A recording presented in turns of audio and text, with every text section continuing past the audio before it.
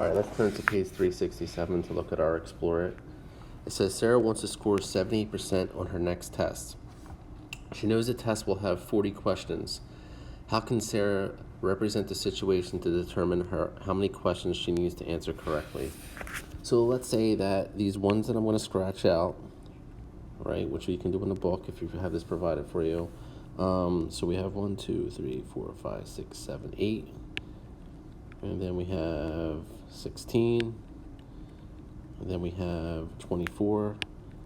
And then we have 32. So we have 32 out of the 40 that she got correct. All right, so let's take a minute to do that. Now, it could be any. I just picked these ones random because it just makes it easier on me. And then for part B, it says, how could you use the model to help solve the problem? So what we can do now is that we know that 78% is roughly a good approximation close to 80%, which means it could be 8 out of 10 based off of what we've seen before. So 8 over 10 is 8 out of 10, and we know that there's more than 10 questions on there, right? So you could say I shaded, or we shaded, 8 out of 10 for each row, 8 out of 10 for each row. That's what we did, because we ended up getting 32, which is 32 questions. All right, so we kind of broke it down to something smaller, and then we looked at the whole thing. And this is exactly what Sarah wants to get in terms of her test. So closer to 80% makes it a little bit easier on us, okay? So make sure this is written in on page 368. Follow along with example 1.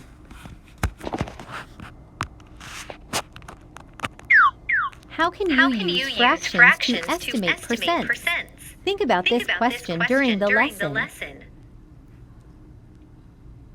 This graph shows the eye colors among 500 students at a school. About how many students have brown eyes? Blue eyes? You can use what you know about percents and their fraction equivalents to estimate.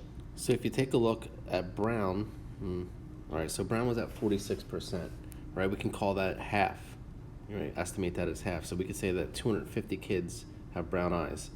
And then for blue, it was 23%, which is roughly a quarter of that.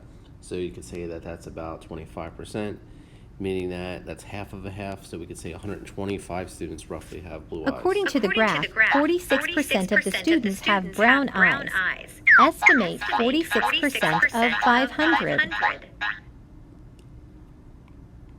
So 46% of 500 is about 1/2 of 500. About 250 students have brown eyes. Why do you use 50% here? Why are the numbers compatible? Well, 50% is something that, as we've seen in this chapter, that is a little bit more of a benchmark percent slash fraction slash decimal. So it's much easier to use than 46%. 50% is easy to use because it is equivalent to 1/2. You can compute 1/2 of 500 mentally. Why not use 45%? Explain. 45%, as we said before, is not really a benchmark fraction or decimal. 45% is equivalent to 45/100ths, or 9/20ths. You can use 45%, but those fractions are more difficult to compute with mentally. According to the graph, 23% of the students have blue eyes. Estimate 23% of 500. Right, so that's going to be 125, as we said. You can use 25% to help you estimate 23%. Which is an equivalent fraction for 25%. Well, that should be 1/4. 25% equals 1/4.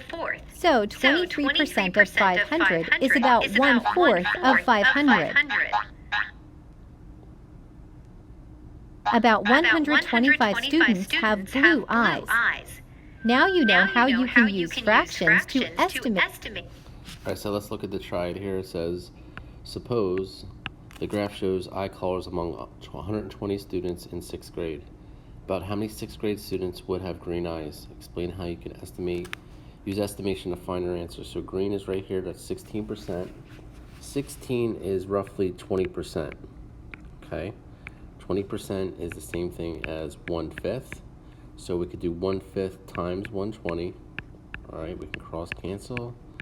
We get 24, so about 24 kids have green eyes. So that's what we want to write in there for 6. All right, let's take a look at example 2. It says use the results of the survey shown at the right about how many high school students plan to get a summer job.